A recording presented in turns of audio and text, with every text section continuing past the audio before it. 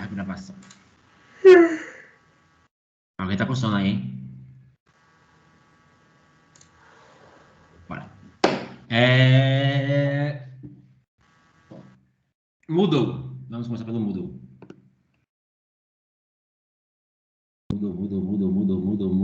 Moodle. Rapidinho. Moodle. Eu atualizei tudo, para alegria de vocês. A famosa lista está lá. Entendo que vocês estavam pedindo. A visão de vocês deve ser algo parecido com essa aqui, né? Então, prova será sexta-feira, né? Dia 5, como requisitado. Dia 9, Pedro já começa o assunto novo, entende? Um monte de slide, um monte de coisa. Tem uma playlistinha no YouTube para vocês. Lista de revisão, tava faltando um notebook. Isso aqui tá errado, tem que botar os slides da aula de hoje, né? Mas, no geral, é isso. Então, estou em dia com vocês. E a aula de hoje, cujo título sumiu, está aqui só aprendizado profundo. Tinha um título, mas eu acho que eu mandando os slides meio que tirei o título, né? Vai falar sobre otimização, entende? E a gente vai focar em como otimizar o nosso código ou a nossa rede neural, né? E vocês vão precisar de um pouco de imaginação para essa aula, porque assim, tem duas escolhas, né? Ou falar primeiro de regularização, ou falar depois de otimização, entendeu? Combinações desse tipo, né? Mas vamos começar com otimização, porque eu acho que a gente coloca menos parâmetros, dá para vir de uma ideia mais simples, que é o gradiente descendente simples, que vocês já devem ter visto, né? E a gente vem com uma regularização depois, que vai adicionar mais parâmetros para a nossa rede. E o nosso problema é basicamente o seguinte: se eu pego uma rede neural, eu não tenho a menor ideia como foi feito esse gráfico. Eu nunca li esse artigo, mas eles botaram um plot no artigo deles.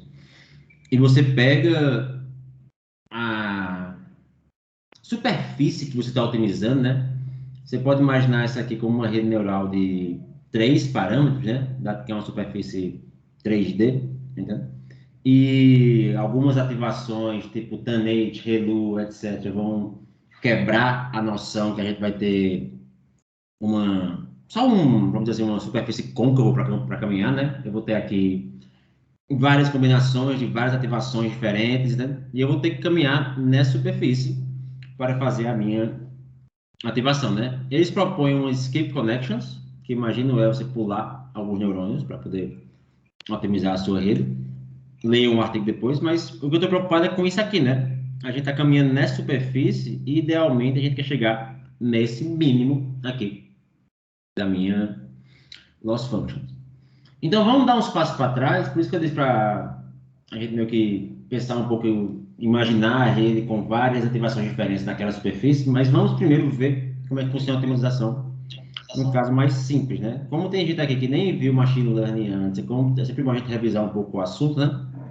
Tipo, a gente já vem falando desde o início da matéria que para otimizar, o que a gente faz basicamente é derivar e igualar a zero, né? E a gente acha o erro da loss, tipo, se for uma regressão linear, vai ser um erro quadrado, ou maximiza uma verossimilhança e chega no mesmo local.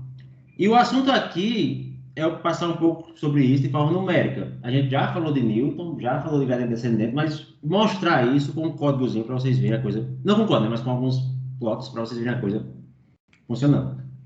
E se a gente pega uma variação de gradiente descendente, que é chamado de gradiente descendente estocástico, né? Isso pode ser visto como um dos, né? Assim, o termo em inglês workhorse seria meio que assim, literalmente um cavalo de trabalho, né? Mas você usa a expressão geralmente, né? Para aquela parte essencial, aquela parte que faz o trabalho pesado da sua máquina, entendeu? E SGD é uma das, existem outras, né? E eu gosto muito desse slide, né? Eu teria aqui de uma aula de Cornell, que basicamente fala que SGD está em tudo. Entende? Qualquer arcabouço que você use, a gente falou um pouco sobre isso na última aula, qualquer código que você usa, até essa aqui do mais básico, tipo o Theano, que meio que morreu, né? Mas meio que voltou à vida recentemente, Keras, TensorFlow, PyTorch não está aqui, entende? Tipo, nem MXNet, todos vão usar SGD. E a gente está tentando achar um melhor modelo para uma situação, né? Esquece esse slide de regressão linear até agora. Esse slide aqui foi meio que um erro que eu copiei. E a gente viu a visão de reduzir um erro ou reduzir uma loss, como também, assim, esquece esse bullet aqui, né? A gente também viu vários outros modelos. Ou aumentar uma velha semelhança. E isso basicamente muda se eu vou caminhar para baixo, né? Para achar o mínimo, ou para cima, para achar o máximo, que é a noção de ascendente e descendente. Entendeu? E vamos parar para pensar um pouco na regressão linear simples, né? Onde a minha regressão linear simples, como ela está aqui no meu slide, ela vai ter essa minha loss. Alguém falou aqui no chat. Vamos para o chat rapidinho. Ah, só foi um likezinho aqui. Eduarda. Eu posso fazer o seguinte com você. Ah, eu tô aqui escondido. Deixa eu mudar aqui essa tela um pouco. Vocês estão só vendo minha testa, né? Tendo uma aula de uma testa hoje. Eu posso ver com Pedro, aí eu vejo com você. No pior dos casos, eu posso deixar a prova aberta até lá, né? Funciona? Seria ótimo. Ok. Aí eu vejo com Pedro, né? Porque assim, como eu tive que pegar uma aula extra já, e eu tive que pegar outra aula extra, né? Eu fiz a conta errada para variar, falei errou uma conta. Então, assim, acaba que eu tô precisando de duas aulas extras, né? Mas se a gente pega aqui, e achei minha canetinha, agora vocês vão ver arte acontecendo na tela. Se a gente pega aqui a minha loss function da regressão linear, né? Eu vou focar na regressão linear com apenas um parâmetrozinho beta, que está aqui, meu parâmetrozinho beta, né? E a gente pode ver, basicamente, essa loss function, esquece o somatório por um segundo, né? Como sendo y e, ou melhor, menos, acaba que não está se vendo também, né? Mas menos, ou melhor, o primeiro ao quadrado, menos duas vezes o primeiro pelo segundo, né? Duas vezes, olha só, tudo errado, mas duas vezes o primeiro pelo segundo, né? Beta x e mais o segundo ao quadrado. Meio que tem que segurar aqui um pouco o apoio, não é muito bom, né? Beta x e ao quadrado, né? Se você conseguir ler isso aqui, né? Vamos para o notepad. Eu peço, não peço desculpa, vai ser melhor fazer isso no notepad mesmo. Mas se a gente pega essa função, né? E tenta otimizar, você pode aplicar na regra da cadeia ou outra coisa, né? Eu vou ter basicamente o primeiro ao quadrado, que vai ser y vezes y, mais duas vezes o primeiro pelo segundo, que é beta. Opa, desculpa, é y mesmo? É y, que é beta xy, que é basicamente 2 beta x, entendeu? Vou botar aqui o izinho, menos duas vezes o primeiro pelo segundo, mais o meu segundo termo ao quadrado, que é bxi, b.xi, ou algo assim, né? Para ficar numa notaçãozinha mais simples da gente ver. E o que assim, eu sei que isso pode ser trivial para todo mundo, ou para cada um, né? Mas o importante é quando a gente pega, pensa na derivada dessa função, né? Tipo, o meu problema de otimização, que a gente está falando até agora, está preocupado em otimizar essa função em beta, né? Então, se eu derivo isso, esse termo aqui vai ir embora, que não depende de beta. Eu vou ficar basicamente com b, x, i, seria a minha derivada, né? Tipo, ou melhor, com 2xi, seria a minha derivada da parte de cima, porque o b vai embora. E se eu pego a parte de baixo, que é duas vezes bxi, né? Então, ou seja, beta ao quadrado, xi ao quadrado, né? Eu vou ficar também com 2b xi, né? Tipo, seria basicamente isso aqui, a minha derivada. E o importante da gente pensar nessa derivada é que se a gente pegar a segunda derivada disso, entendeu? Se eu for agora para a minha segunda derivada dessa função, eu vou basicamente sumir com esse termo, 2xi, certo? Que não depende de beta. Então, a segunda derivada some com o termo 2xi. Isso aqui é 2b, então o b vai embora, vai ficar basicamente o 2xi ao quadrado. Essa derivada aqui, vocês podem ver que é sempre positiva, correto? Sim? Sim. Isso quer dizer o quê? Não faltou o YI nesse segundo termo. Ah, faltou um y aqui, foi? Aqui é primeiro. Né? Tá. 2BXY. Ele vai sumir do mesmo jeito, né? Vai ser do mesmo jeito, concordo. Aqui falta um ponto y, né? Mas essa minha derivada aqui, a segunda derivada, é sempre positiva, correto? Isso quer dizer o quê? Alguém? A primeira derivada está sempre crescendo. Oi?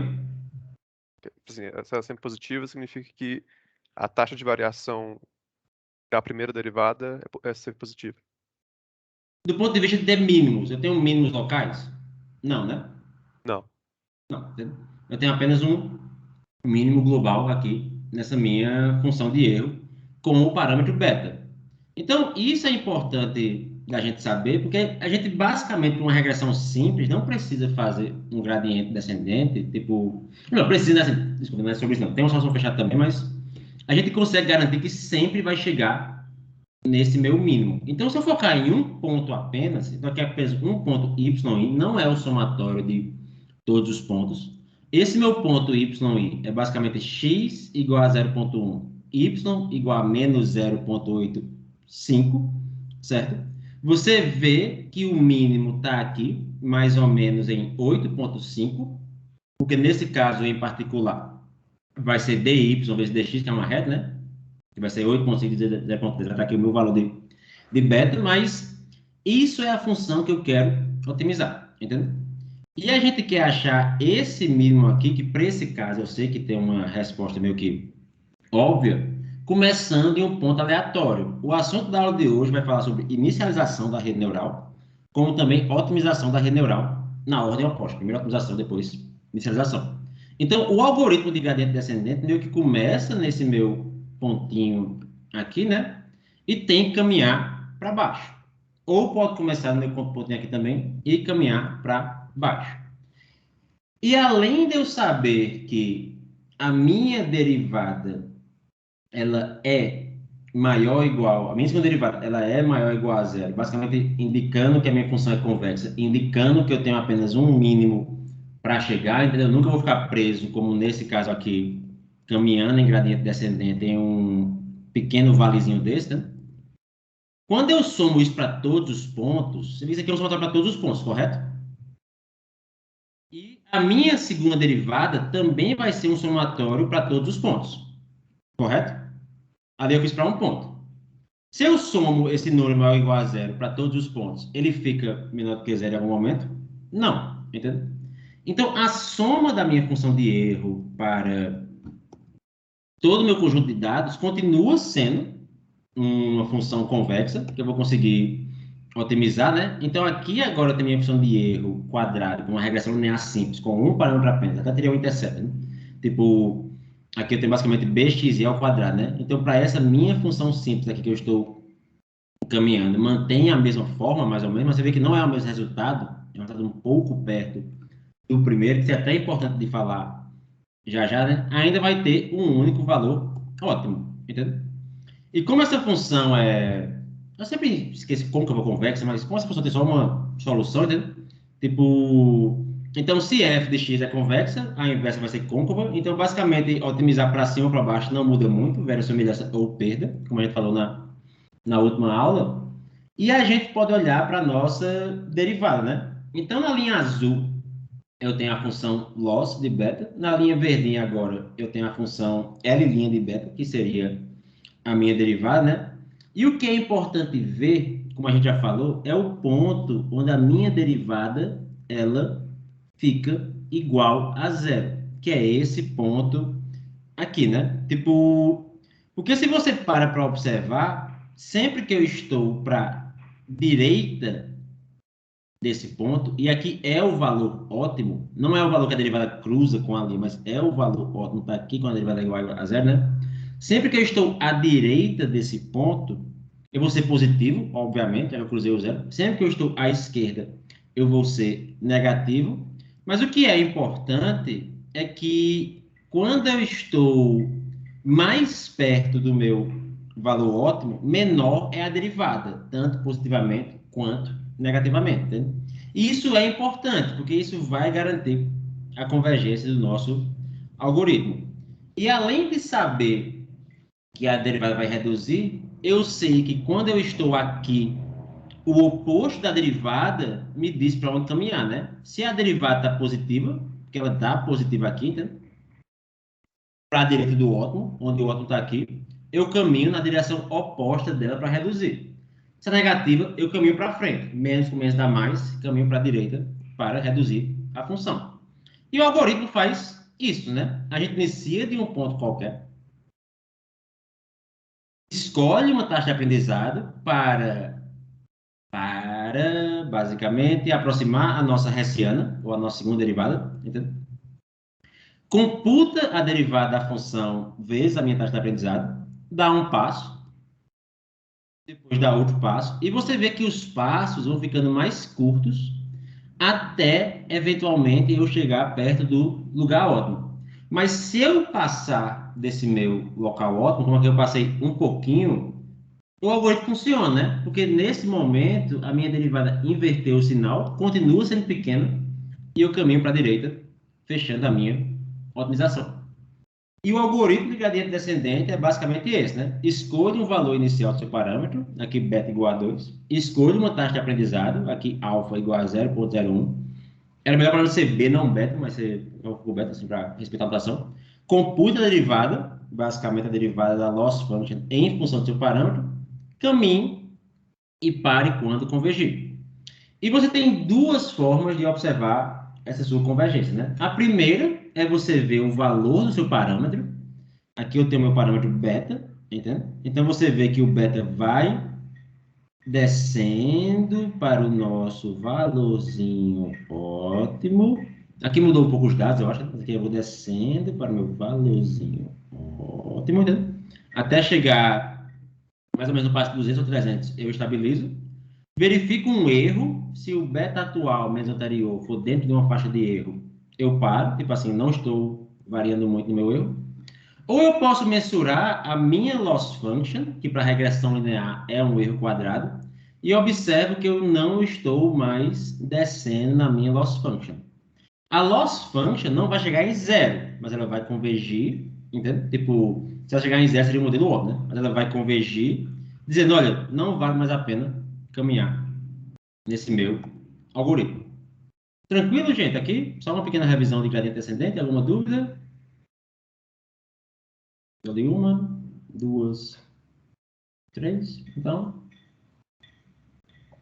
vamos em frente. Então, o que a gente está fazendo no nosso backpropagation, né, é isso para vários parâmetros. Né? E já já eu vou chegar para mudar isso também para vários parâmetros para otimizar de forma mais rápida. O raciocínio de mover na direção oposta do gradiente é claro, entende?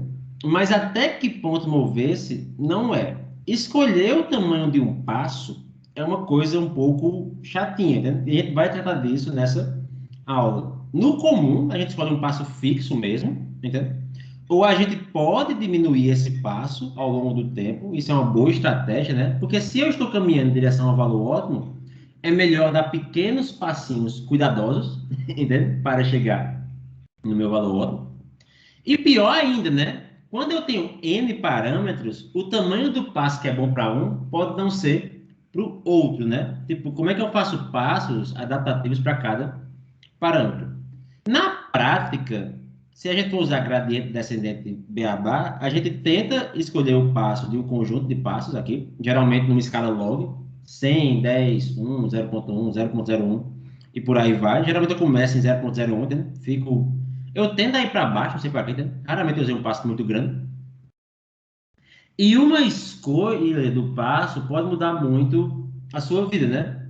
Se eu tenho um passo pequeno, eu vou caminhar até o meu ótimo. Mas se eu tenho um passo muito pequeno, eu vou demorar para chegar no meu ótimo. Isso é tempo computacional. Isso não quer dizer que eu não vou chegar no meu ótimo, mas eu vou demorar mais para chegar no meu ótimo. Em contrapartida, se eu tenho um passo muito grande, eu acabo quebrando o gradiente descendente, né? Vamos supor que minha derivada tem um valorzinho, sei lá, 0,01. Se meu passo fosse 1, eu caminharia para cá. Se meu passo fosse 10, eu caminharia para cá. Se meu passo fosse 1.000, para cá. Se meu passo fosse 100.000, para cá. Se meu passo fosse 1 milhão, eu sei que é um exemplo, eu acabei de ir para o outro lado, né? Então, eu não estou mais otimizando a minha função. Eu estou agora caminhando no sentido oposto e quebrando. Tranquilo, gente? Alguma dúvida? De boa? Então, vamos em frente. Gradiente descendente estocástico, né? Vamos ver aqui um pouco sobre gradiente descendente estocástico. Qual é o custo do algoritmo de gradiente descendente em custo PAA mesmo, em custo assintótico? Alguém?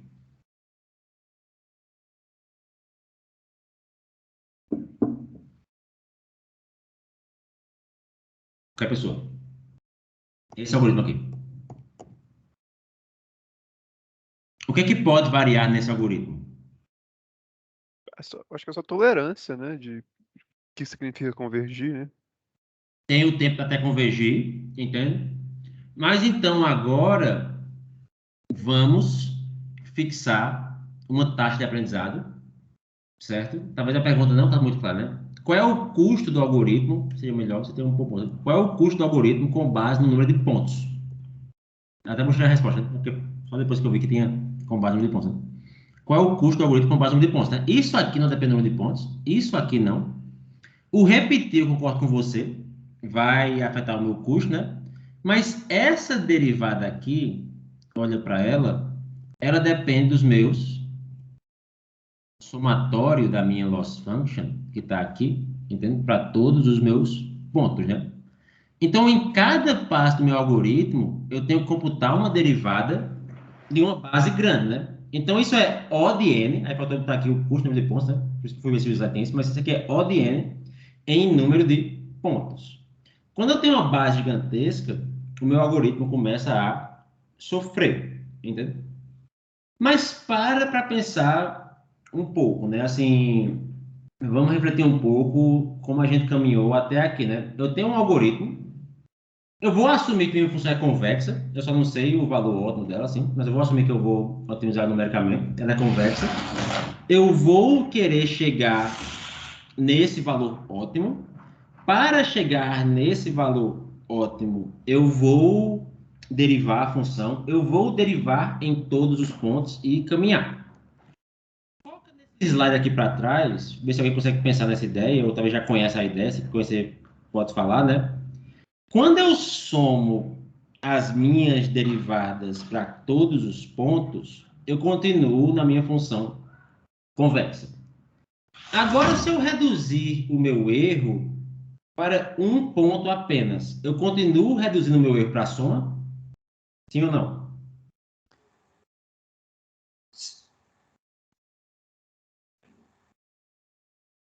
Sim ou não, gente? Eu acho que você vai chegar aonde você quer, só que você vai fazer um caminho muito tortuoso, talvez. Certo, concordo com você. E se eu mudar esse ponto, a cada iteração? Se eu fixar só num ponto, não. Concordo com você. Se eu fixar só num ponto, eventualmente aquele ponto vai estabilizar. Então, talvez seja tortuoso, talvez nem chegue no ótimo, mas faz sentido. Mas se a cada iteração eu troco o ponto que eu estou otimizando, então, assim, a sua resposta é correta. Eu continuo minimizando a minha função, porque é uma soma de dois pontos. Então, reduzir esse reduz a soma. Reduzir esse também reduz a soma. Nada melhor do que reduzir um de cada vez aleatoriamente. Porque, na média, eu estou reduzindo para todos os pontos. Então, se a nossa função de perda é essa soma de erros para vários pontos, né? Ao minimizar um ponto, a gente ajuda a minimizar a soma. Ao minimizar esse aqui, eu ajudo a minimizar a minha soma. Ao minimizar esse aqui, eu também ajudo a minimizar a minha soma. E o algoritmo de gradiente descendente estocástico funciona basicamente da seguinte forma. Ele é quase igual ao gradiente descendente, só que em cada iteração eu vou computar a derivada para um ponto apenas. Então, aquele O de n eu reduzi para O de 1. É um algoritmo bem mais rápido, proporcionalmente. Agora, esse um ponto não pode ser o mesmo ponto, por conta do caminho tortuoso que você seguiu, e por conta também que talvez, eventualmente, eu estabilize lá e não veja os outros. Então, eu vou ficar pulando dos pontos de maneira uniforme. Tem duas formas de fazer isso. A primeira é realmente escolhendo uniformemente. A segunda é fazer um shuffle nos dados e sempre seguir a mesma ordem. Computo a derivada desse um ponto e caminho. Funciona? Você vê que o algoritmo de gradiente descendente, ele não desce no valor de beta de forma tão suave, né? Ele desce de uma forma um pouco mais tortuosazinha, mas eventualmente chega lá em torno do 0,8, que a gente quer chegar como valor ótimo. E o que é engraçado é essa curva aqui, né? Parece que ele converge mais rápido, entende? Para essa função em particular, mas o erro ainda vai reduzir. Então, SGD, que é o Stochastic Gradient Descent, que foi o início da aula, que meio que powers everything, é esse algoritmo, né? Então, quando você treina a sua rede neural, você não precisa necessariamente ir um ponto, assim, computar a derivada para cada base, para a base inteira de uma vez. Né? Caminhar um ponto por vez também funciona, né? Agora, uma outra dúvida. Um ponto consegue representar... Pensa em estatística básica. Pensa que eu tenho um conjunto de pontos aqui, né? Deixa eu ver agora se meu desenho funciona um pouco melhor. Se não funcionar, eu vou para o Notepad, que esse aqui no Notepad vai ser um pouco mais chato. Né? Se eu tenho aqui só um X mesmo, entende? Então aqui eu tenho só uma linha reta aqui. Eu tenho só um X. Assim, eu tenho só um eixo, né? E eu tenho aqui um conjunto de pontos, que vão ser azulzinhos, com valores diferentes. Né? Aqui eu tenho vários pontos com valores diferentes. Lembrando de... Esse troço tá muito ruim, tá? A gente paga caro nesse stack pra... Não sei se a bateria tá ruim. Tá? Acho que a ponta que quebrou um pouquinho. Eu meio que perdi esse lápis, tá? Achei outro dia. Se eu pego aqui essa minha reta, né? Esse meu pontinho aqui, ele é representativo da minha amostra? Não. Não. O que é que representa bem uma amostra? Qual é a primeira estatística que a gente aprende? A média? A média. E a média desses pontos vai estar mais ou menos por aqui, né? Então, se eu pego esse um ponto aqui, ele não é representativo da minha amostra na média, ou na mediana, ou nada desse tipo. Mas se eu pego, por exemplo, esses três, já fica, né? Tranquilo? Sim ou não? Sim. Sim. Então, uma variação ainda melhor do que o nosso gradiente descendente estocástico, para em cada parte do meu algoritmo ter conjuntos de dados que eu otimizo, que representem o total, entende? É o mini-batch gradient descent, entende? Então, se você tem poucos dados, por exemplo, na ordem de alguns poucos milhares, use SGD ou use gradiente descendente normal, né? Seja feliz. Se meu conjunto de dados não é pequeno, o que eu posso fazer é escolha um tamanho para ser um subconjunto de dados, entende? Onde esse tamanho geralmente tem que ser assim, entre 64 e 1024 em base 2. Mais do que isso, talvez já começa a ficar grande ou... Esses valores são razoáveis empiricamente. Eu não sei explicar muito porque eu não iria além, não. Deve ser uma razão de base ou não. Mas se você pensa que uma média com 30 pontos já é bom, com 100, 200, 500 ou 1000 também já vai ser bom o suficiente da minha base para representar assim, o local médio dos meus atributos, né? Das minhas features, né? Então, escolha um tamanho desse seu mini batch. Esse mini batch é importante ser aleatório. Se eu tenho uma série temporal, os mini batches não podem seguir a ordem temporal. Se eu tenho uma base geográfica, os mini batches não podem focar numa região, porque tem que representar o todo. Escolha um mini batch, entende? Se eu tenho 2.000 exemplos, eu quero quebrar em 4 batches. Eu tenho 4 batches de tamanho 500. Eu vou agora rodar um passo de gradiente descendente para cada um dos 4 batches desse, porque eles representam melhor minha base de dados do que um ponto apenas do SGD. Quando eu passar pelos 4, eu passei pela base como um todo. Então, eu completei o que é chamado de uma época, entendeu? Tipo, uma época é basicamente o tempo para minha rede neural ver minha base de dados uma única vez, entendeu? E batch size é o tamanho ou o número dos exemplos do meu batch, entendeu? E iterações para uma época seria basicamente aqui 4, quantos batches eu tenho que passar para chegar na minha época. Mas o algoritmo funciona da seguinte forma. Escolha um valor inicial de parâmetro, b igual a 2 ou como antes, né? Escolha uma taxa de aprendizado, permute a sua base de dados, ou seja, se minha base de dados é xi, yi, faça um shuffle mesmo, né? Tipo assim, o elemento 1 vai para o 1000, o 1000 vai para o 2, o 1 vai para o shuffle, randomize sua base de dados, que é uma randomização uniforme. Quebre sua base em P partes do mesmo tamanho, né? Que são nossas iterações para uma época. Então, eu vou ter várias basezinhas de Bzinho, onde xi e bi são diferentes para cada base. São excludentes, né? Você vê que excludentes. A soma de todas vai ser a minha base como um todo, né? Então, a soma também de todas vai ser a minha base como um todo. A união de tudo vai ser a minha base como um todo. E em cada época, você vai para cada mini batch, computar a derivada do mini batch, dar um passo, fazer isso para todos os mini batches e depois voltar para o começo. Todos os mini batches e depois voltar para o começo. Isso aqui, nosso gradiente descendente com mini batches. Tranquilo, gente? Uma dúvida? Nenhuma? Eu tenho uma. Fala. É porque ali você tinha uma base de 2.000 e dividiu em 500. Você dividiu em 500 porque essa divisão normalmente ela tem que ser, tipo, você falou, os batches têm que ter exatamente o mesmo tamanho ou tem uma variação aí se a divisão não for exata? Tem problema nisso? Assim, nunca vai dar exato, vai ter um batch com mais um, menos um, tá? Uhum. Isso é o de menos. Isso não é um problema. Não. Porque assim, você queira ou não, vai ser... Se restar 10, 20, 30, joga no canto, né? Desde que tenha também quase igual. Que é uma média, né? Uhum.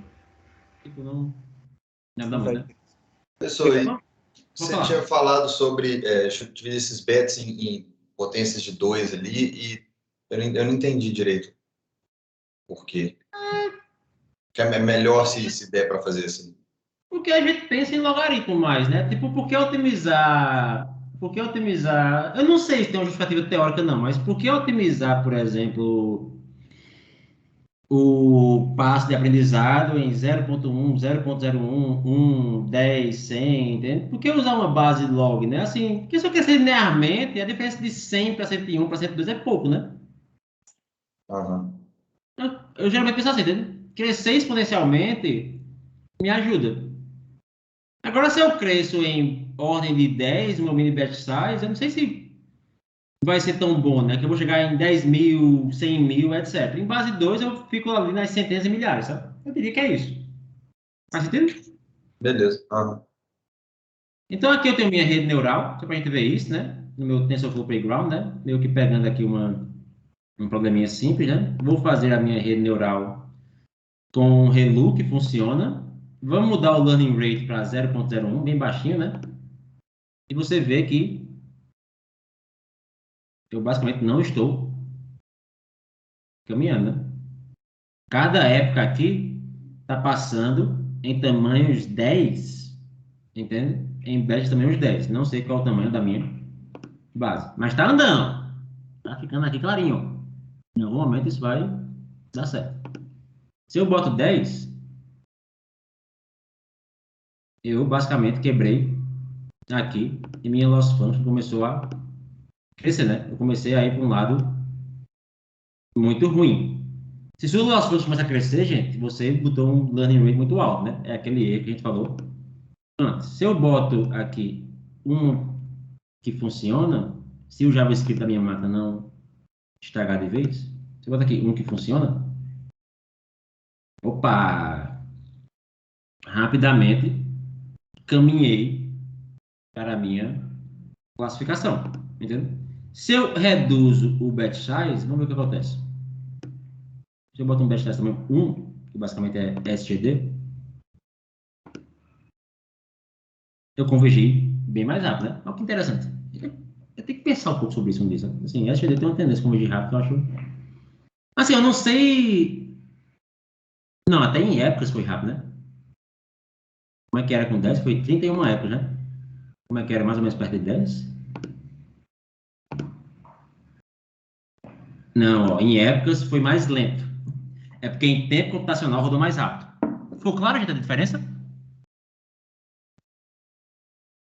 Sim ou não? Professor, Diga. tem só uma coisa que eu tava pensando, tipo assim, geralmente quando você tá treinando esses modelos, você gosta de monitorar a perda, né? Isso, é. Então, tipo assim, nesse caso aí, você vai, tipo, você vai rodar o número de batches para fazer o forward e backward. Aí, geralmente, assim, pelo menos o que eu faço é somar as perdas de cada um e depois tirar a média delas, né? Pra você monitorar as perdas por época. Só que, Mas cada época passou pela base toda, né? não, sim, mas por exemplo, tipo assim, eu tô num batch. Aí, Certo. tipo, eu tenho que fazer o forward e o backward e calcular a perda. Uhum. Daí eu gostaria de ter uma perda média por época, né? Então eu divido Isso, pelo aí número você de soma batches a da perda de soma. todos os batches. Mas o único problema disso é que eu acho que se o tamanho dos batches for diferente, você tem um pouquinho de erro no final, né? Tipo assim, o último batch, por exemplo, você cortou.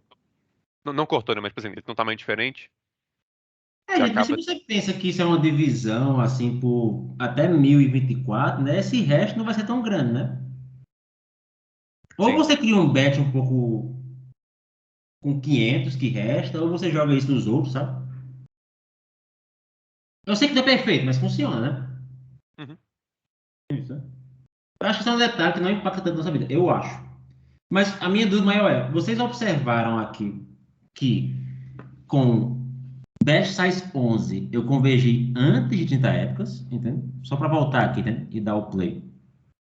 Quando é que eu converjo isso? 5, 6, 7, 8, 9, 11, 12, 13, 14, 15, 16, 17, 18, 19, 20. Mais ou menos em... Aí agora foi mais lento, né? Essa desgraça.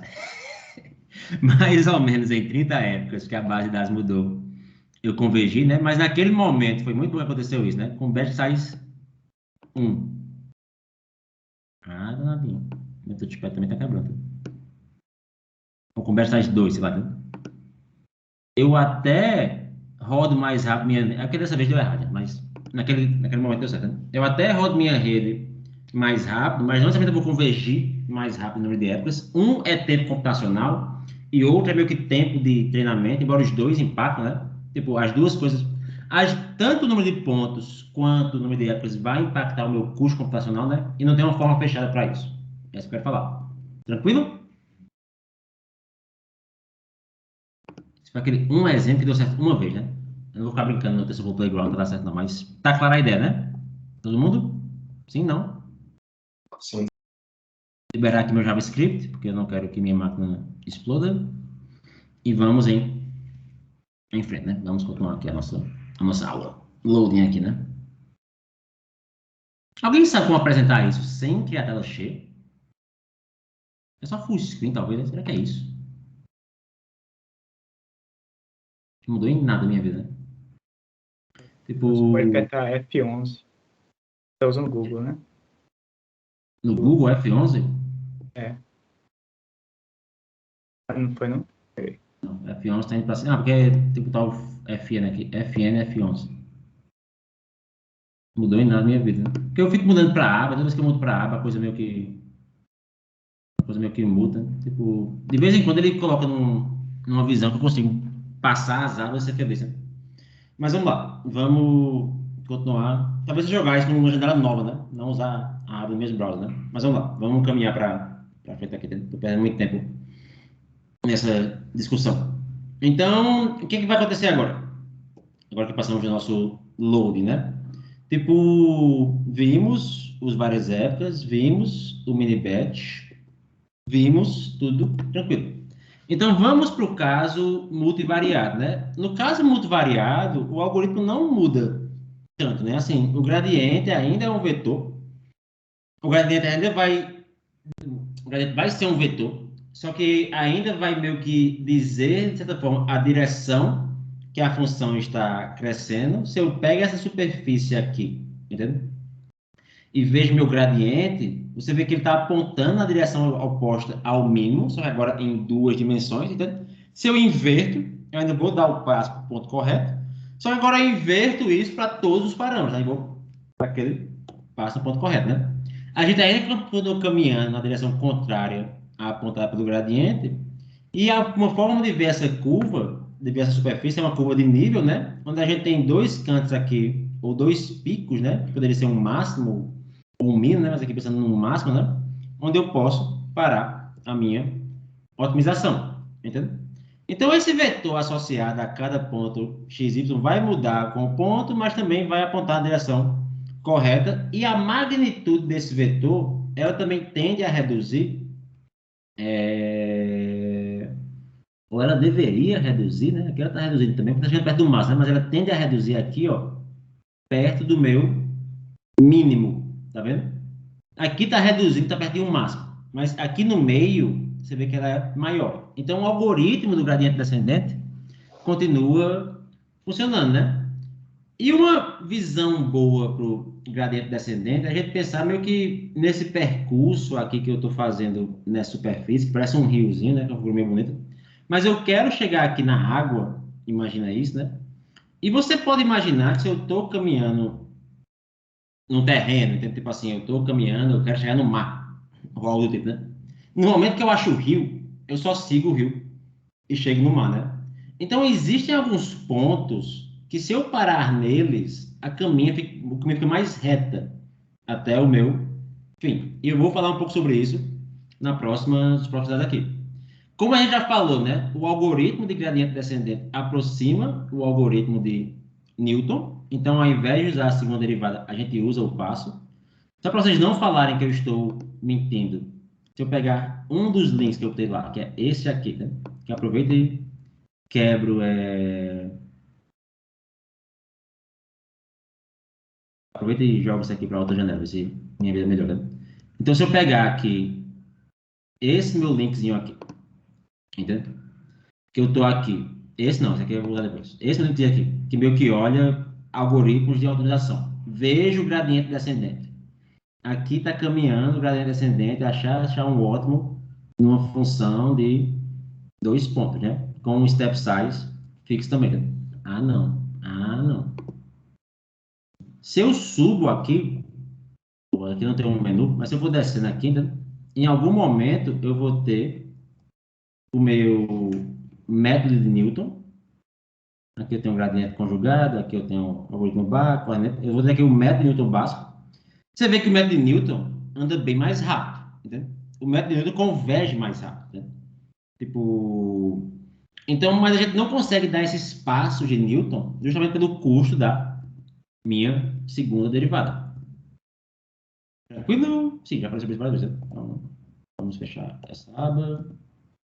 Vamos voltar para o nosso slide. Vamos agora apresentar o nosso slide. Vamos assumir que minha máquina eventualmente vai gostar de mim. Pronto. Certo. Então, a gente faz o nosso passo em gradiente descendente. E uma coisa importante de ver é que a gente faz isso de forma vetorial. O que faz de forma vetorial? Eu não atualizo W0 e depois atualizo W1 usando um W0 atualizado. Cada passo tem que atualizar os números usando o valor anterior dos outros. A derivada de um peso pode depender do valor dos outros pesos e vai depender dos outros pesos. Eu tenho que usar o valor anterior sempre, atualizar tudo. Se eu faço isso no for, atualizo o primeiro quando atualizar o segundo, se eu usar o valor novo do primeiro, seu código quebrou. Entendeu? Porque você computou a derivada antes. Você tem que usar o passo antes para a coisa funcionar. Existe um caminho ideal, né, como a gente está vendo aqui, né, meio que seguir aquele fluxo do rio, como a gente está falando. O método de gradient descendente pode achar esse caminho ideal, mas também pode ajudar ele um pouco, né?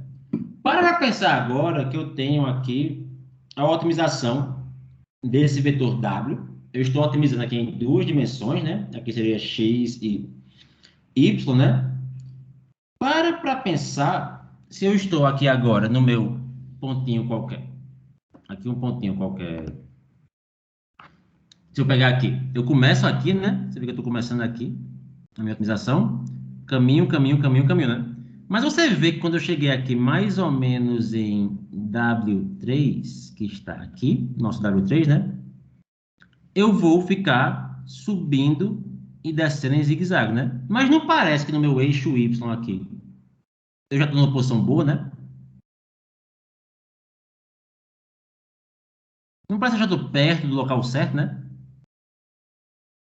Não seria melhor eu caminhar aqui e vir reto, né? Ao invés de ficar subindo e descendo em zigue-zague? Então, o que a gente vai fazer agora é tentar ajudar o algoritmo a fazer esse passo para evitar esse zigue-zague, né? Tipo assim, olha, parece que tem uma direção. Se eu cheguei no rio, não tem para que eu subir a montanha de novo, né? Tipo, eu basicamente sigo o rio e chego no mar, né? A ideia é essa. Depois que eu cheguei num canto bom, seguir aquele canto bom para chegar na minha solução ótima, né? E uma forma de pensar isso, eu não consigo fazer isso para vocês aqui, né? Uma vez eu fiz isso numa aula, mas eu preciso de uma bolinha e de algum tubo ou algo, né? Mas se eu tivesse um tubo, eu até tenho um tubo ali, eu tava pensando em usar, mas não vou usar não. Mas se eu tivesse um tubo, eu até tenho, não, deixa quieto. Se eu tivesse um tubozinho, entendeu? E pegasse esse meu tubozinho e jogasse uma bola, né? Essa bola, ela pode basicamente seguir um caminho reto, mas se eu jogo ela num cantinho assim, você vê que ela vai meio que subindo e descendo, né? Vocês conseguem imaginar isso, né? Mesmo sem eu ter um tubo aqui, uma bola para jogar, né? Tá claro isso, né, gente? Sim ou não? Tá. Tá, entendeu? E essa noção dela subir e descer tem a ver também com derivada, né? A força está variando ali para a coisa meio que ir no caminho, né? O que eu quero fazer é pegar essa bola que eu jogo, entendeu? E quebrar a lei da física para dizer assim, opa, para aqui e daqui vai reto. A gente não consegue fazer isso na física, mas na computação a gente consegue tentar fazer isso, né? Então, ao invés de seguir esse caminho em zigue-zague, eu quero só seguir a minha linha reta, né? Agora, pega essa figura e imagina, assim, não imagina, e pensa um pouco nela, né? Parece que eu estou caminhando, aqui meio que é rumo, mas parece que eu venho para cá, depois eu venho para cá, depois eu venho para cá, depois eu venho para cá, depois eu venho para cá. Então, parece que minha derivada em W1 está bagunçando minha vida. E parece que minha derivada em W2 já está apontando para um caminho certo, né? Tipo, o que é que vai ocorrer, por exemplo, se eu somar esse vetor, primeiro, vou pegar esse aqui, mais fácil, esse vetor aqui, com esse aqui. O que ocorre nesse caso? Esse ponto com esse, somar os dois. Entende? Então, você Eu não vou cancelar a direção errada, né? Sim. Sim, entende? E vou intensificar, certo? Sim. Correto ou não? Sim. Entende? Então, nossa ideia é basicamente isso. Mas não vai ser só uma soma, porque só uma soma não vai dar certo. Né? Tipo assim, é uma estratégia muito simples. Mas a intuição é essa. Tipo assim, eu quero cancelar o zigue-zague. Entende? E cancelar o zigue-zague, se eu somar os vetores, eu vou e intensifico o meu outro caminho. Bora slide. Para frente, ó. Então, o meu código com momento é basicamente isso, né? A gente vai corrigir o nosso gradiente descendente somando, eu vou falar o que é essa soma já, né? As minhas derivadas anteriores, de forma de que eu evite aquele sobe e desce numa direção que não precisa mais e só siga o meu caminho do rio indo mais rápido. Parênteses. Isso aqui não é gradiente descendente. Isso aqui é outra função. Imagine que eu tenho uma função e essa função aqui depende do tempo. Eu sei que o tempo aqui está de -3, mas isso aqui é meio que... Ela é sequencial, ela está ordenada. Né? Tipo, e aqui eu tenho vários pontos da minha função mensurada ao longo do meu tempo, né? E basicamente o que eu tenho é uma função real que eu quero estimar, que é a minha função vermelha, real aqui. Só que as minhas medidas dessa função real têm algum erro, entende? Tipo assim, eu estou errando nas medidas da minha função real, que são meus pontinhos azuis. Então, o meu dado é uma curva mais ruído.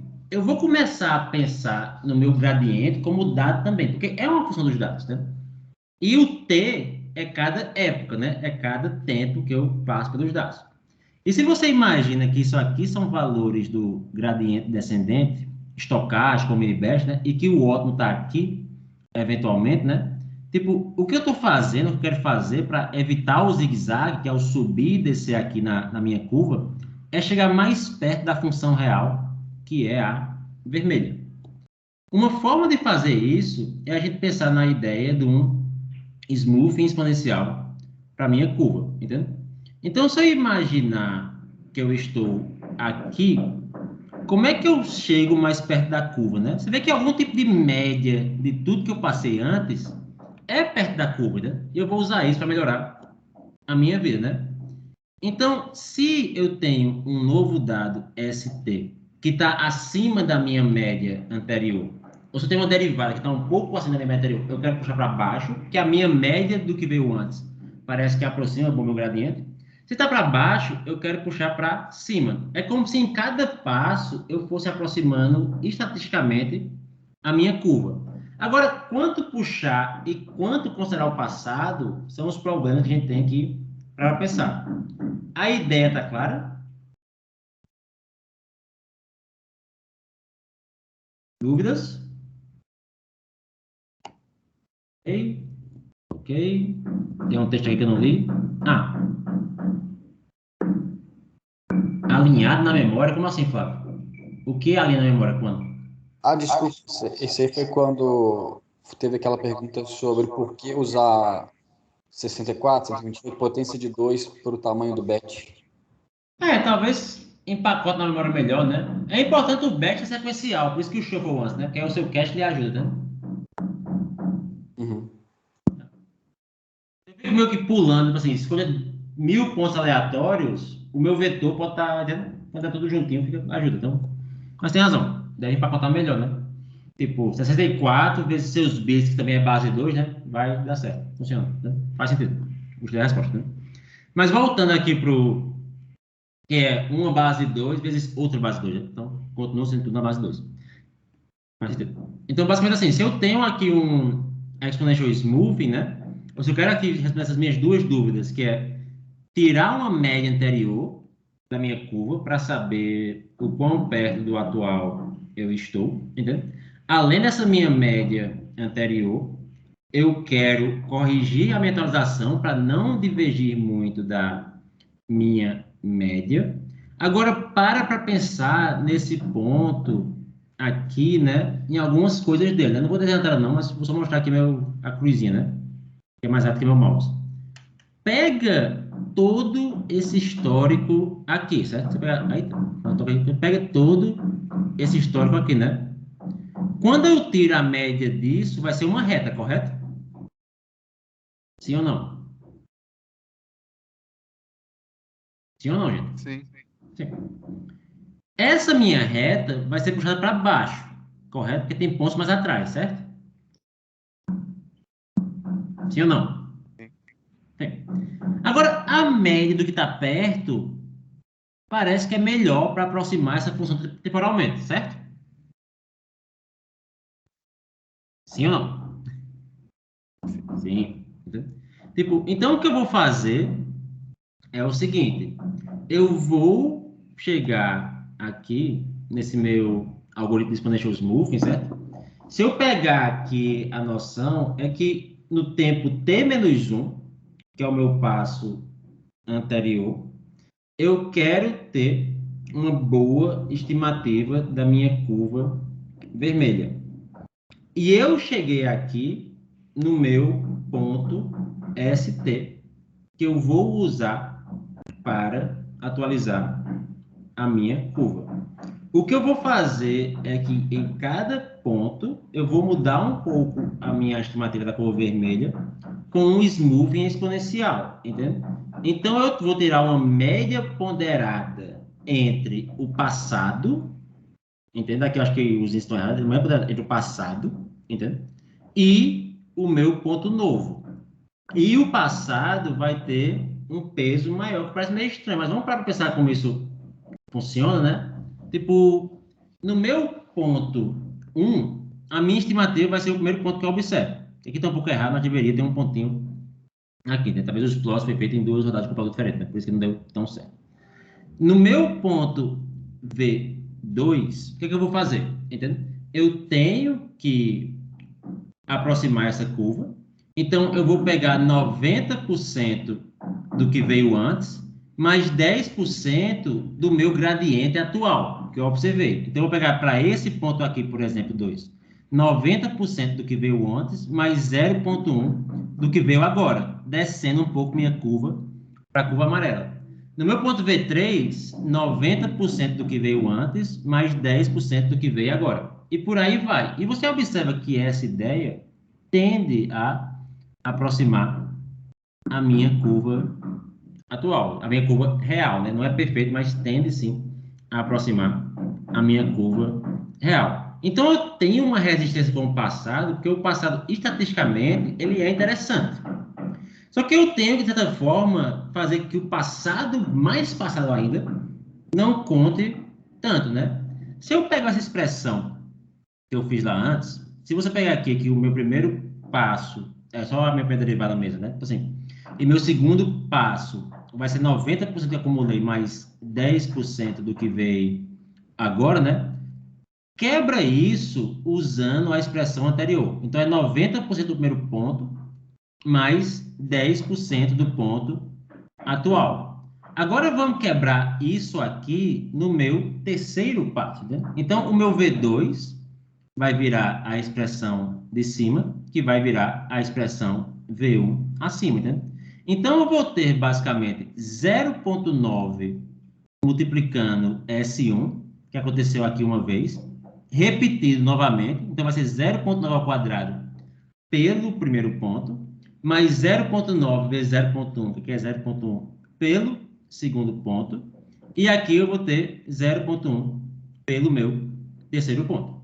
E vou meio que andando com isso para frente, né? Para chegar aqui na minha expressão final, se eu for meio que quebrando ela, né? Onde eu vou ter em cada ponto essa minha estimativa de 0,1 que multiplica a derivada atual, muito bom. Só que a derivada anterior à atual é 0,1 vezes 0,9, é um pouquinho menor do que o meu atual. A derivada ainda mais anterior é 0,1 vezes 0,9 ao quadrado, reduz um pouco mais. Aqui vem antes, reduz um pouco mais. Aqui vem antes, reduz um pouco mais. Então, os pontos mais próximos ao que eu vi têm pesos maiores, embora vai caindo, entende? E embora até o meu ponto vai ser ponderado 0,1, isso é ok, não é o fim do mundo. E os pontos mais antigos que eu vi têm pesos menores, entende? Fazendo com que eu comece a aproximar o formato de minha curva. Você vê que eu aproximo isso com um lag, não é perfeito, entende? Porque eu sempre dou um passo para poder aproximar, mas eventualmente eu tenho um formato bem pertinho da minha curva, né? Então, a gente tem esse novo parâmetro beta. Por isso eu falei que beta lá na frente era errado, né? Perceber, porque eu posso confundir, mas isso aqui não é beta da regressão linear, aqui é um novo parâmetro para otimizar, chamado de beta, né? E esse meu beta aqui, que vai, de certa forma, guiar a minha otimização, vai dar esse smoothing da minha curva que eu quero estimar. Diferentes valores de beta vão me ajudar, né? Se eu boto um beta muito alto, eu vou estimar algo que vai começar a aparecer uma média, entende? Porque o que é beta, né? Se beta é igual a 1, por exemplo, eu só considero o passado, isso vai virar uma média real, porque eu falei, vai chegar perto de uma linha reta. Se beta vai reduzindo muito, eu fico mais tortuoso. Se beta tem um valor bom, mais ou menos 0,9 aqui, eu vou chegar próximo da minha curva original, né? E o que é que isso tem a ver com Deep Learning, né? Tipo assim, eu fiquei falando do tempo derivada, mas essa é uma derivada, ver o que é derivada. Para pensar que eu estou caminhando em uma função que eu quero otimizar, entende? Isso é a função que eu quero otimizar. O que eu estou fazendo para caminhar nessa função que eu quero otimizar é usar mini-batch e SGD, ou até assim, existem erros nas minhas mensurações também, pode ter vários tipos de erros que podem ocorrer. Então, eu nunca observo uma função real que eu quero otimizar, eu observo alguma variação dessa. Imagina que os mini-batch vai ser uma coisa um pouco diferente. E eu quero agora chegar mais perto do meu real. Então, o que eu vou fazer é o seguinte: o meu passo de gradiente descendente dá um passo proporcional a alfa, entende? Só que eu quero agora um gradiente suavizado, porque se aquele meu mini-batch, se aquele meu ponto, ou se tem uma imagem muito diferente do resto da minha base, eu cheguei nela agora, que vai bagunçar minhas derivadas, ou coisa do tipo, eu quero atenuar esse meu problema, entende? Então, o que eu vou fazer é criar um smoothing exponencial dessa minha perda, né? Ou da derivada da minha perda, que é o seguinte, tipo, o meu momento, ao invés de dar um passo em alfa, o que eu vou fazer é dar um passo em alfa, esquece o alfa por um segundo, onde esse meu passo em alfa vai ser 0,1 a derivada atual, mais tudo que veio antes. Por que eu somo tudo que veio antes? Justamente se eu pegar aqui, onde eu comecei, eu vou cancelando esse zigue-zague. Só que eu faço isso de forma suavizada, que é justamente o nosso exponential smoothing, né? Tipo assim, para não fazer de forma tão direta. Dúvidas? A expressão é complicada, fixa o alfa. O alfa é o learning rate, esquece ele por um exemplo. Aproxima a sua derivada, que eu quero basicamente dar um passo nessa derivada. A minha derivada vai ter direções meio ruins, entende? Tipo assim, ou por conta de pontos, ou por conta de estatisticamente, ou porque realmente eu tenho uma dimensão ruim nos meus dados, já faço sobre isso também, entende? E o que eu vou fazer para caminhar esses caminhos ruins é tentar suavizar a minha função, entende? Tipo assim, que de certa forma, tipo assim, somar os zigue-zagues para que se cancelem, é outra forma de pensar nisso, que aqui, queira ou não, é uma soma do passado também, entende? Onde essa minha soma do passado vai ser o exponential smoothing.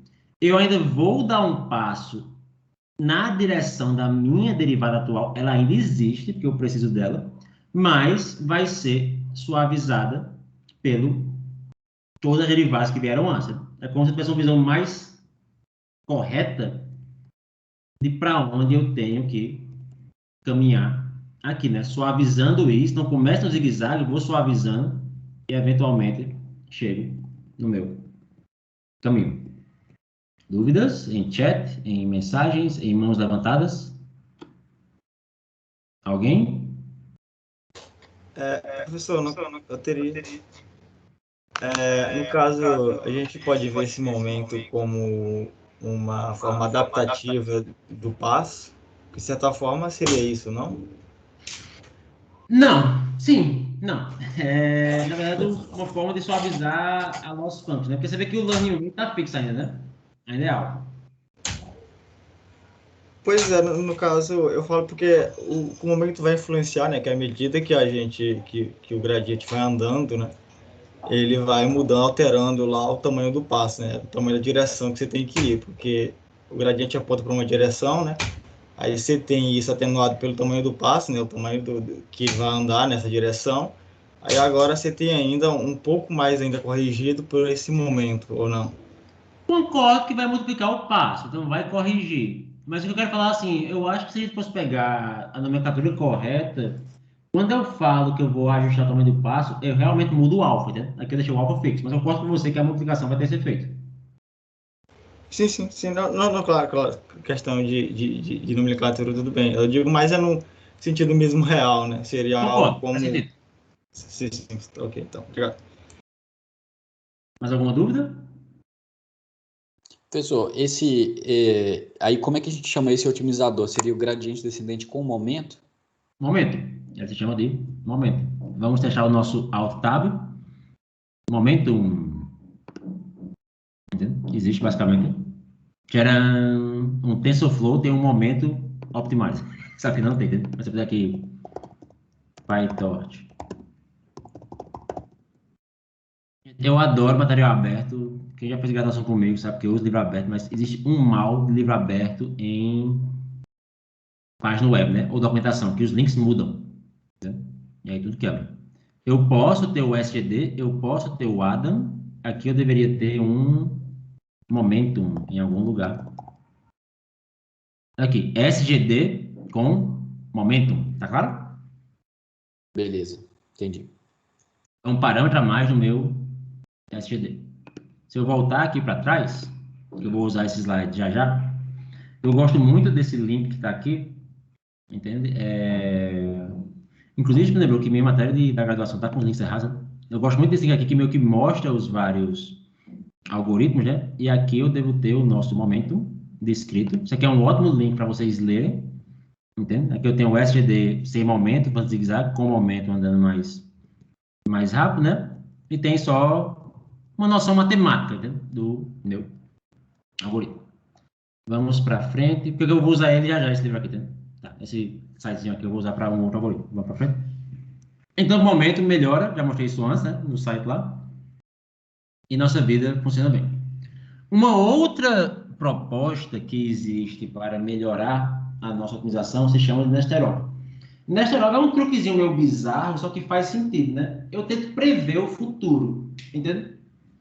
Qual é, possivelmente, a melhor coisa que prevê o clima amanhã? O que vocês acham?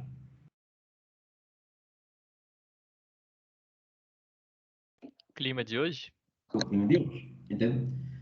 Qualquer pessoa que faz trabalho com tempo, seja temporais, se não usar o valor passado como previsão do próximo, isso é um baseline mínimo. Entende? Tipo, e é difícil quem é. Ele é muito difícil. Tipo, mas, basicamente, o clima de hoje é o melhor para tudo que eu tenho do clima passado. E o que eu quero fazer agora, para pensar que eu tenho basicamente um passo de gradiente descendente, 2 passos de gradiente descendente. Entendeu? Eu quero, de certa forma, dar 2 passos em 1. O que eu vou fazer?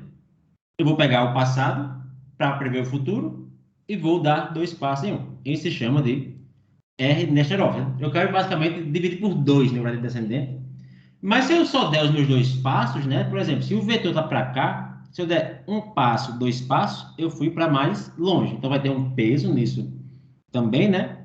E além disso, mas quando eu chegar mais perto, 1 passo, 2 passos, opa, até que não é tão ruim, né? Mesma direção não sendo tão pesada. Então, RMS próprio continua no momento, eu continuo suavizando a minha curva, só que você começa a observar agora que eu não vou usar só o gradiente WT, eu vou tentar aproximar isso antes de dar esse passo. E eu já tenho uma boa estimativa disso. Né? Como é que eu vou fazer isso? Aqui eu tenho o momento, que está o meu alfa pela minha suavização. O meu RMS próprio vai computar a minha loss function, a derivada dela. Então, dentro da derivada, a expressão fica grande, gente, mas foca na parte nova que vem, que vai construindo. O alfa é fixo. 1 menos beta, sei lá, é o nosso momento. A parte de dentro é uma novidade. Para pensar nela. O que ela está fazendo? Eu estou pegando meus pesos, WT, e estou atualizando pela mesma taxa de aprendizado alfa, que é a minha learning rate, ok? Com VT-1. O que é VT-1? VT-1 é uma aproximação da minha derivada real, da minha função derivada real, né? Eu não gosto muito dessa curva, não, né? Esse aqui não é derivada, é o risk, né? Mas é uma aproximação do caminho correto, né? Então, se eu pego aqui essa minha aproximação, eu dei um passo usando a minha suavização da derivada anterior e dei outro passo em cima disso. Tá clara a expressão? Alguém tem dúvida nela? Professor, eu não entendi muito bem o que seria essa aproximação da derivada que você comentou que seria V. Se eu estou agora nesse ponto tal, eu tenho o meu gradiente atual, certo? Certo. Eu fiz um smoothing de tudo que eu vi até agora, que é o meu momento, certo? Sim. Ok, é o meu VT. Um smoothing da derivada, ok? Ok. Por isso eu gosto daquela figura azul do Renato, que é aquela fala do risco na derivada. Ele fez um smoothing da derivada. Que no fim vai aproximar com a original também, né? Porque um é consequência da outra. Né? Se eu integro, é da outra.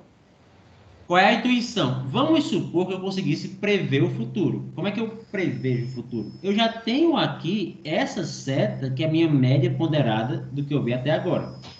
Então, eu vou pegar essa seta, vou colocar aqui, embora mudou um pouco, né? O estado foi perfeito, né? E vou agora computar a minha derivada aqui. Entendeu? Sim. É isso. Tá mais claro agora? Sim, sim. Ok, obrigado. É isso. Isso se chama Nesterov. Aproximo a futura posição com a suavização anterior, que é uma média suavizada para os Nations Moving de todas as derivadas que eu vi até agora. Tranquilo? Professor, Oi. você precisa necessariamente usar o mesmo parâmetro alfa, tanto como learning rate, tanto como aí dentro? Gente, isso é uma dúvida boa que eu vou dizer que eu não sei, né? Eu realmente não sei. Eu acharia estranho usar outro. Eu acharia estranho dar mais de um passo, que você vai aumentar o erro, entende? Eu não sei, não. Eu diria que não. Eu acho que a gente já está chegando no mundo sem muita garantia teórica, mas talvez o paper prove assim, não, ao usar o mesmo learning rate, você continua. Eu nunca vi a prova disso, não, entende? Eu nunca vi, não Entendi. prova, não tem prova, eu nunca vi, assim, as propriedades teóricas desse algoritmo, entendeu? Tipo, na minha cabeça faz sentido você usar o mesmo, porque seria se você pegar o time step anterior, né? Então você estaria meio É que isso. preservando. Mas é. Inclusive, eu vou voltar aqui uns 30 slides para trás, que eu esqueci de passar uma slide aqui que é muito interessante, assim, muito importante para vocês, só um fecha parênteses, volta, volta, volta, volta, volta. Vai voltar para o meu slide anterior. Gente, tem alguns artigos muito bons que vale a pena ler, só que foge da matéria, que prova convergência dos algoritmos, que eles aproximam a função real. Aqui tem a prova de convergência do gradiente estocástico. E, além disso, esse artigo aqui é muito bom. Eu vou abrir ele depois da aula, se eu esquecer alguém me lembra, né? Que meio que mostra quais são os erros que vocês fazem ao implementar gradiente descendente na mão. Já volto para ele depois, para não perder muito o foco da matéria. Vamos lá, vamos em frente. Esqueci de abrir, né? Eu volto a abrir depois, mas está nos slides. Outras ideias, foi basicamente a dúvida que teve antes, né? Eu consigo fazer um adaptive... Professor, Vai falar. voltando na dúvida do colega, se você tem uma learning rate que ela diminui, você não passaria um alfa diferente? Como assim? No Nesterov. Porque vamos supor que sua learning rate ela diminui depois de, sei lá, X épocas. Certo, Então, e você está exatamente nessa fronteira. Então, seu certo, alfa atual não é o mesmo alfa anterior. certo. Se minha learning rate diminui, que é meu próximo slide, eu diria assim, use a mais atual para o espaço, né? Assim, eu não vejo por que mudar uma learning rate a cada X épocas. Eu posso fazer isso, né? Eu poderia fazer isso, né? Tipo assim, mas beleza, use a nova, entendeu? Que vai ser menor. Na dúvida, dê um passo pequeno, mas é uma intuição mesmo. Porque passos maiores são pior, né? Passo pequeno fica mais lento, mas dê um passo pequeno, né? Faz claro? Tá claro? Aham, faz sentido. Mas é uma chute de fora agora, né? Tipo, o mais comum hoje em dia que a gente faz é basicamente SGD com momento ou mini batch com momento. Mas existem até coisas que vão além disso, tipo o Nesterov, como a gente falou, né? E outras que é o RMS próprio e o Adam. E tem um mundo de método novo, gente. A gente vai ter que parar em algum momento aqui de ver esses métodos. Mas vamos pegar a intuição do que vem atrás de Adaptive Learning Rate, né? Que é basicamente adaptar a minha taxa de aprendizado alfa, né? Então, agora, para evitar esse meu zigue-zague, o que eu tenho que ver é o seguinte, olha, se eu estou fazendo zigue-zague e isso é alto, né? Ao invés de somar para cancelar, eu vou basicamente escalar isso aqui, dividir isso aqui de forma que fique mais reto, entendeu? Eu caminho apenas em uma direção. Divida isso por um número, isso por outro, isso por outro, isso por outro, isso por outro, isso por outro, de forma a suavizar esse sobe e desce nessa minha direção. Eu vou dividir isso proporcional ao tamanho da derivada naquela direção, entende? Para eu não impactar muito a minha derivada correta, que aqui já vai estar menor. Então, isso é a ideia de fazer um alfa adaptativo. Esse slide aqui, que eu tentei mudar a equação hoje, mas o plugin da equação do Google Docs deu errado hoje de manhã, então eu vou abrir aqui esse material. É importante para ajudar vocês a abrirem esse material, porque está melhor a notação, que já estava aberto. Então, vamos agora para o nosso material lá, que já estava aberto. Quando eu for aqui no meu Nesterov, qual é a ideia do meu Nesterov? Depois eu volto pro slide. Eu estou aqui, deixa eu não. Eu estou aonde? Eu estou em RMS Pro, né? Então você vê o tanto de aula que tem, né? Tipo assim, quando eu estou aqui no meu RMS Pro, tipo, qual é a ideia? Eu estou nisso? Não, onde é que eu estou? Me perdi. Eu estou em Ada Grade. Alfa Ada Grade. adaptativo. É, eu estou em Ada Grade. Eu tô falando, eu tantos nomes, né? Eu estou em Ada Grade. Quando eu estou aqui no meu Ada Grade, entende? Qual é a ideia do meu Ada Grade, né? Você para pensar que eu tenho em cada passo T, eu tenho a minha derivada para o parâmetro I, entende? Então, eu tenho a derivada no passo T para o parâmetro I. Eu acho essa notação mais clara que a do Renato, entende? Em cada passo T, eu vou atualizar com o passo anterior a derivada do parâmetro I, pelo aprendizado aqui, esse Nzinho bonito em grego, antes de falar desse troço, né? Mas só mudar a notação um pouco, mas eu acho que é intuitivo que essa notação é igual a outra, ou assim, que é equivalente a um gradiente ascendente normal, entendeu? E o que eu vou fazer é mudar o meu passo de forma que eu escale isso por essa matriz GT, posição II. O que é a matriz GT, posição II? Essa é uma matriz onde na diagonal, todo o resto é zero, pode ser como eu estou, mas isso é uma matriz onde na diagonal, o que eu vou tirar é a soma quadrática de todos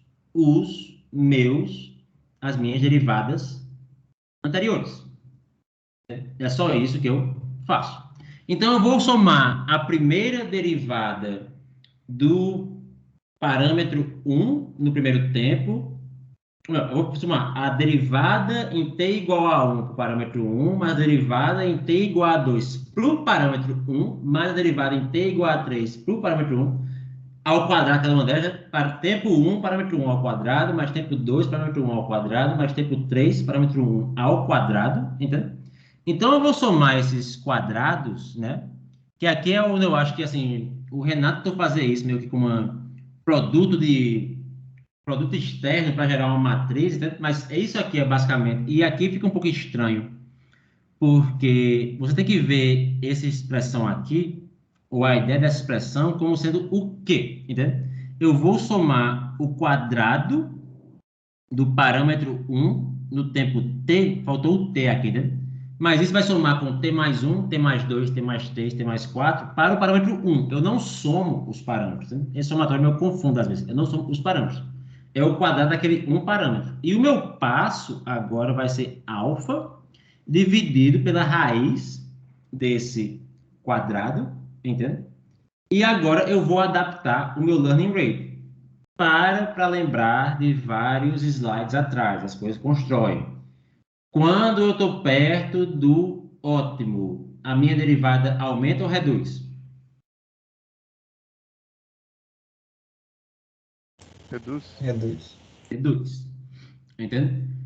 O que é que isso aqui vai fazer para as direções que estão errando, que estão grandes? Entende? Isso vai reduzir mais ou menos do que as corretas?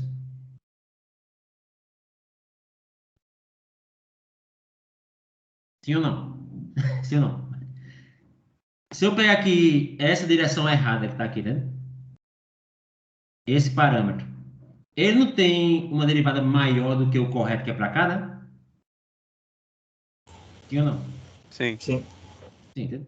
Então, essa penalização aqui não vai ser maior para ele, né? Sim ou não? Vai. É só isso que eu queria ver, só para dizer que está tendo.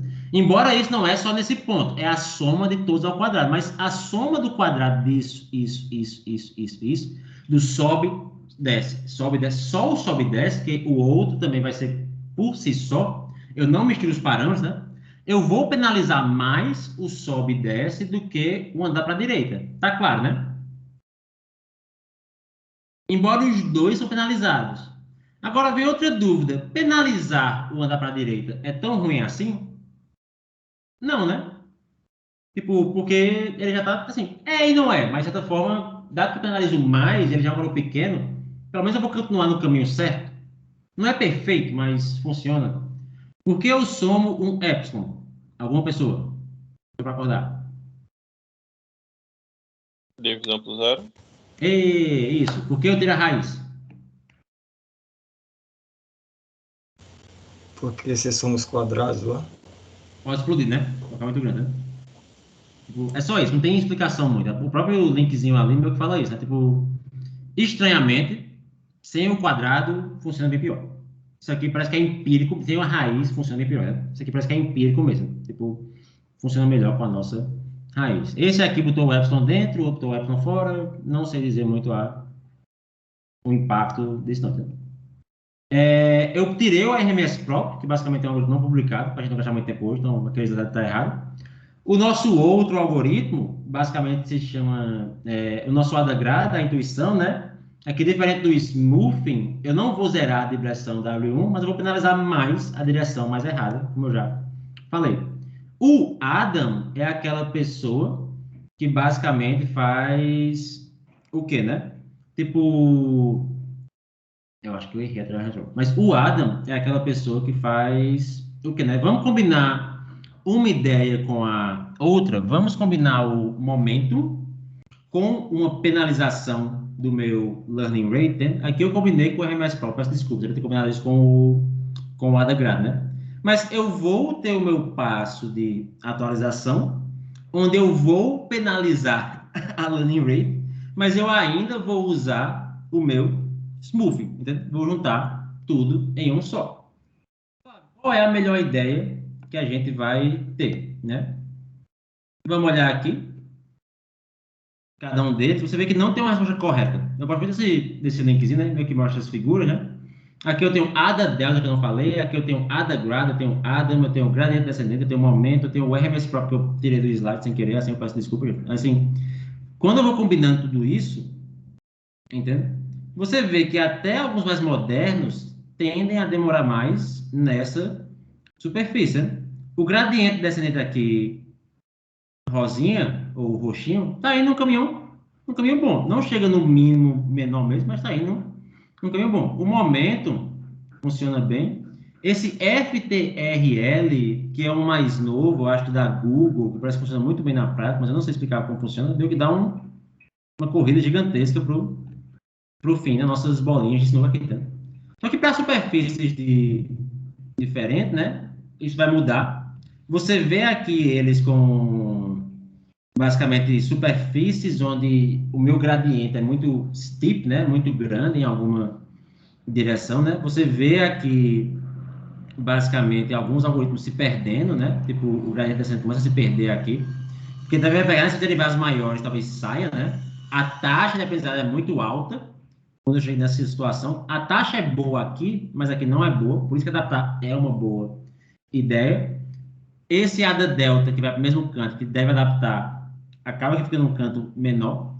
Isso mostra um erro de gradiente descendente, entende? A taxa nem sempre é boa na superfície toda, por isso que adaptar é bom. Não tem mais pra falar, não. Tem basicamente isso que eu posso falar dessa figura aqui, né? Tem uma terceira mais bacana, né? E aqui, basicamente, todos eles, quando a derivada muda muito pouco no início, né? Então, quem não adapta muito o passo, ó o Adam aqui, ó. Né? Como ele adapta o passo para a superfície, caminha, né? Quem não adapta o passo, não vai caminhar. Então, bem. Só para a gente não perder, já que eu esqueci de explicar, né? Apaguei o slide pensando que o Adam era ADA delta mais um aumento, mas é RMS próprio mais aumento, né? O RMS próprio, o que é que ele vai fazer para a gente, né? Tipo, RMS próprio e ADA delta é quase a mesma coisa, entende?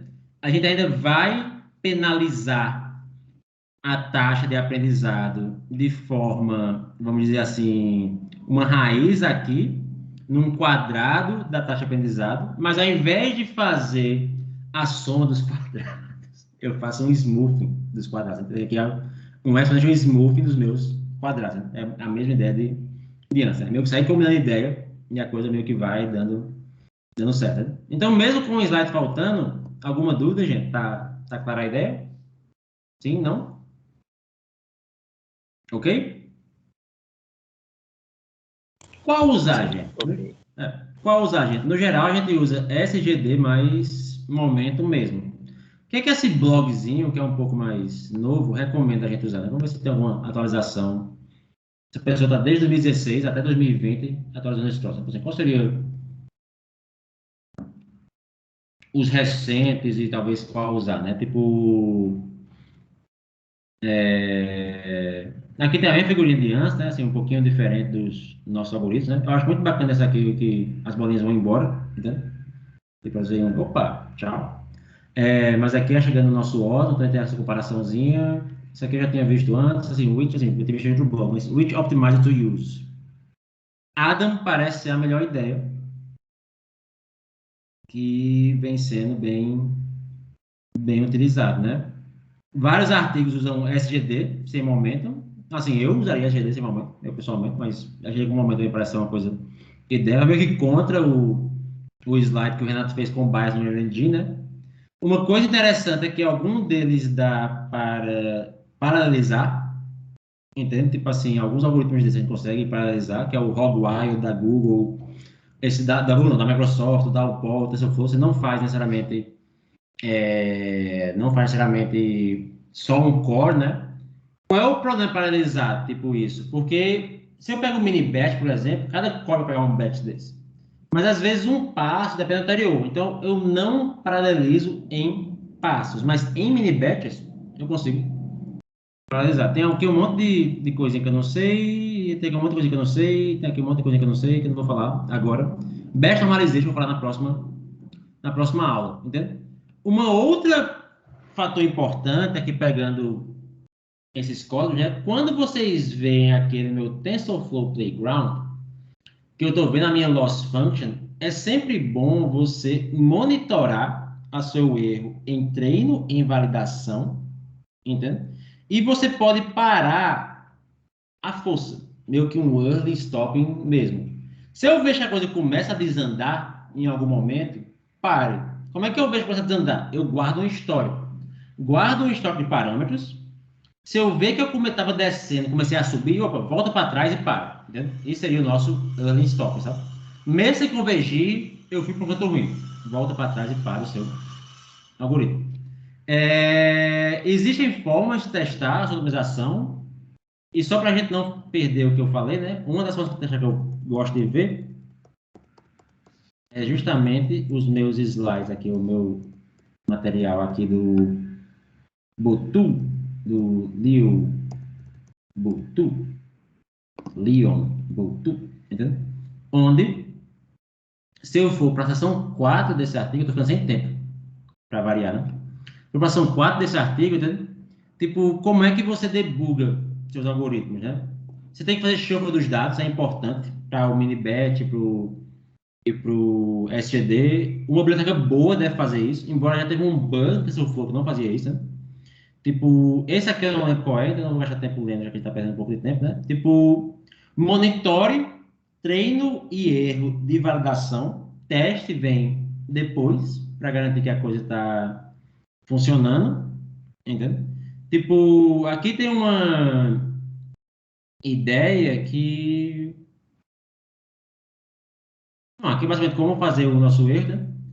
E se você faz isso na mão, se você vai implementar esse código na mão, não usando o PyTorch, às vezes você precisa fazer isso na mão, já fiz, verifique se você computou a derivada correta. Né? Eu gosto muito dessa frase, essa trilha aqui, que fala, ó, nos meus 20 anos de ensino, basicamente, vem o povo, meu algoritmo está errado, eu setei a taxa errada. Não, você fez a derivada errada. Entendeu? Hoje em dia, é mais difícil errar a derivada, dado que PyTorch deriva para gente. Mas caso você está derivando na mão, sempre verifique a sua derivada. E verificar a derivada você pode fazer numericamente, entendeu? Que é o algoritmozinho que tem aqui. Que é uma dica para a gente meio que caminhar. Eu não sei se eu paro a aula agora ou se eu vou até o fim. Deixa eu ver quanto resta aqui. Ou se eu consigo colocar esse fim depois. Não, já consigo parar, passar aqui já. 5 minutos. 5 minutos, gente. Tá certo. Por que eu normalizo as minhas features, né? Então, pausa, volta para trás, esquece algoritmos e tem outra ideia, né? Alguns atributos meus vão ter escalas diferentes. Na primeira aula, eu falei assim, vamos normalizar tudo. Idade varia de 0 a 100. Renda varia de 800 a 100 mil, né? Uma ideia boa é você tratar os dados como normalizados, onde aqui é Z normalizar mesmo. Então, tira a média, divide pelo desvio padrão. Por que é que eu faço isso, né? Se eu pegar as minhas derivadas aqui de uma regressão linear e para a logística não é tão diferente, e só porque a notação mudou de uma figura para outra, né? A derivada, por exemplo, da inclinação ou do meu W aqui, não do meu bias, ela depende do valor de x. Entendeu? E a derivada depender do valor de x, entende? Meio que vai impactar, né? A minha derivada do bias depende de 1, que seria meio que aquela linha falsa, né? Então, uma delas vai esticar a minha função. Se eu pegar esse troço que está assim, e eu achato assim, né?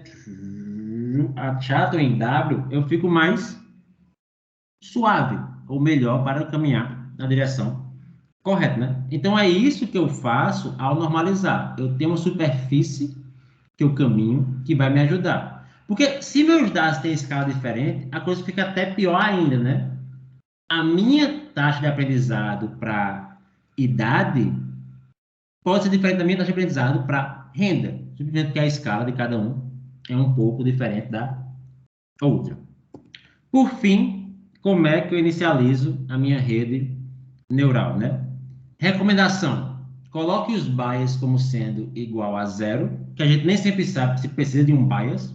Na regressão linear tem a ideia da reta, né? Subir e descer, mas imagem, vídeo, voz, nem sempre é claro se vai precisar de um bias.